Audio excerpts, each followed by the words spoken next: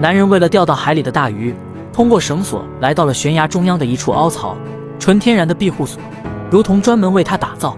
不仅能在这里钓到大鱼，还可以露营过夜，生火做美食更不在话下。晚上睡觉之前还可以数着星星入睡，这样的生活没几个人会体验到。男人一来到海边，就开始在岩石裂缝里安置螺帽绳扣，把安全绳扣在安全扣里，依次将绳索的末端扣在岩石的3个支点。男人名叫吉米，为了钓到海里的鱼，前2天利用无人飞机无意中发现了悬崖峭壁的中间有一个天然的庇护所。今天带好了各种装备就来到了这里。下降的过程中不断的理顺绳索，防止纠缠在一起。吉米对攀爬钓鱼露营颇有研究，是10里8村出了名的钓鱼发烧友。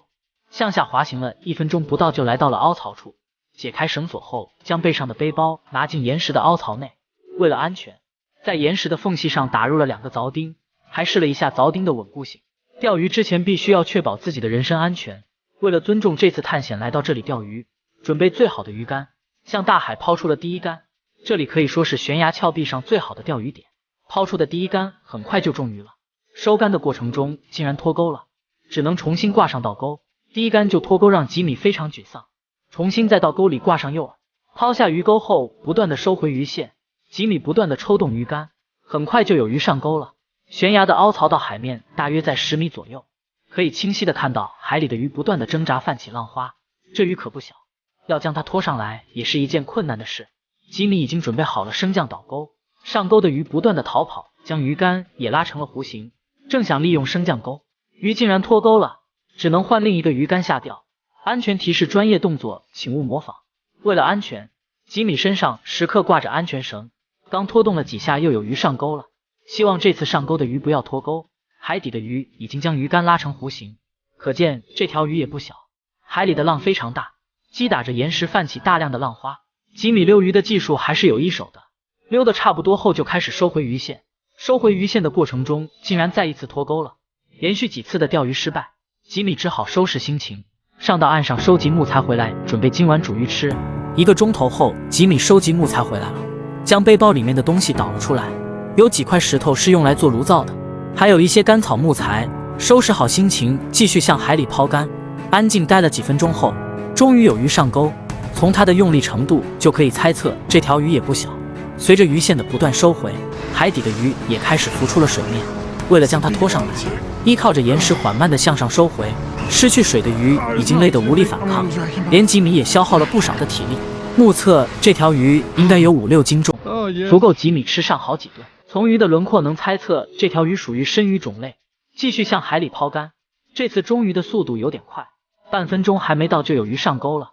吉米迅速地收回鱼线，这条鱼并没有消耗吉米太多的力气，被拖上来的鱼还不断地抖动自己的身体。从鱼的体型可以猜测这条鱼是鲑鱼，当然鲑鱼也叫三文鱼。有人说这种鱼不叫鲑鱼，那应该叫什么鱼？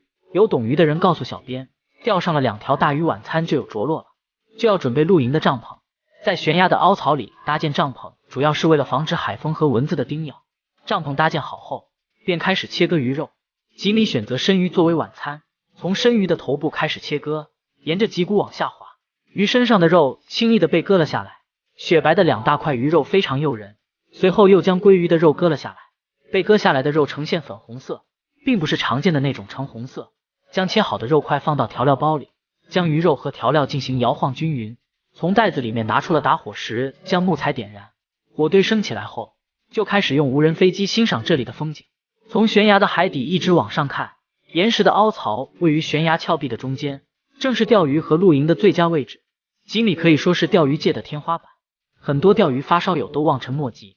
随着无人飞机不断的往后飞行，岸边的巨大岩石便露出它的真容，海浪不断击打着岩石，泛起大量的浪花，为岸边的海域提供了大量的氧气，也是鱼类聚集的好地方。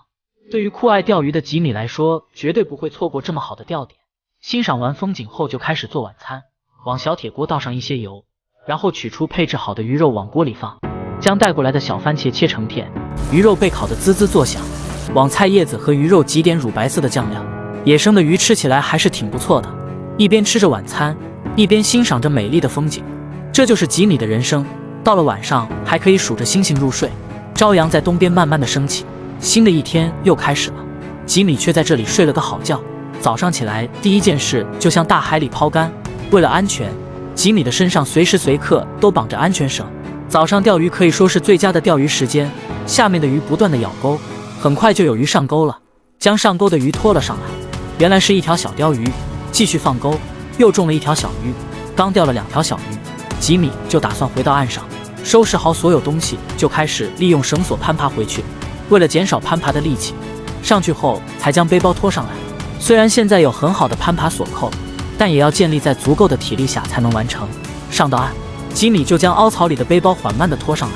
这就是吉米的人生，绝大多数钓鱼发烧友都望尘莫及的钓鱼天花板。好了，视频就到这里了，关注我，让世界更精彩。